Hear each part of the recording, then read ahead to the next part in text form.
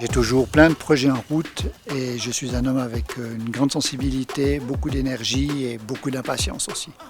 C'est un plat en bois avec une marqueterie, au fond une belle marqueterie, et j'aime particulièrement cet objet parce que à partir d'un bois brut qui avait été jeté, les bénéficiaires de la fondation en ont fait non seulement un objet utile, mais un très bel objet.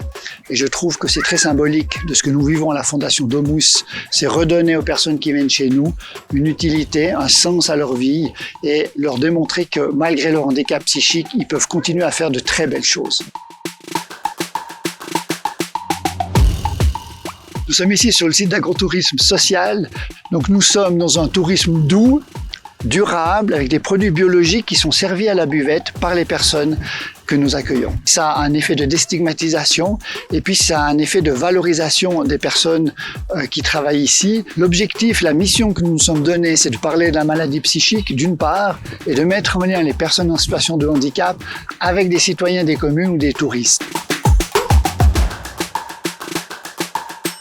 La Fondation Domus produit 71 000 repas par année et on a choisi une alimentation biologique et de proximité. À ma connaissance, nous sommes la seule institution de Suisse qui avons réussi à être à 100% bio. L'objectif étant d'offrir aux bénéficiaires, mais aussi à nos collaborateurs, une alimentation qui est goûteuse, qui est de saison, qui tient compte de la réalité des producteurs. Donc nous travaillons directement avec eux et nous payons un juste prix à ces derniers, ce qui fait que nous sommes deux gagnants.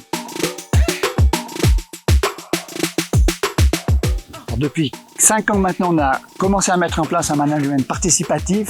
C'est un management qui est très responsable pour les personnes, à savoir qu'ils se donnent les moyens pour atteindre les objectifs qui sont fixés. Ils choisissent le chemin, ils choisissent les outils, ils choisissent leur rythme. Ils peuvent y mettre une partie de qui ils sont sans qu'un chef leur dise ce qu'ils doivent faire quand ils doivent le faire. Je dois faire confiance à mes équipes, je dois les soutenir, je dois aussi vérifier que les résultats sont là et je dois les féliciter, leur laisser la paternité des réussites. Le bien-être des collaborateurs fait partie de nos valeurs.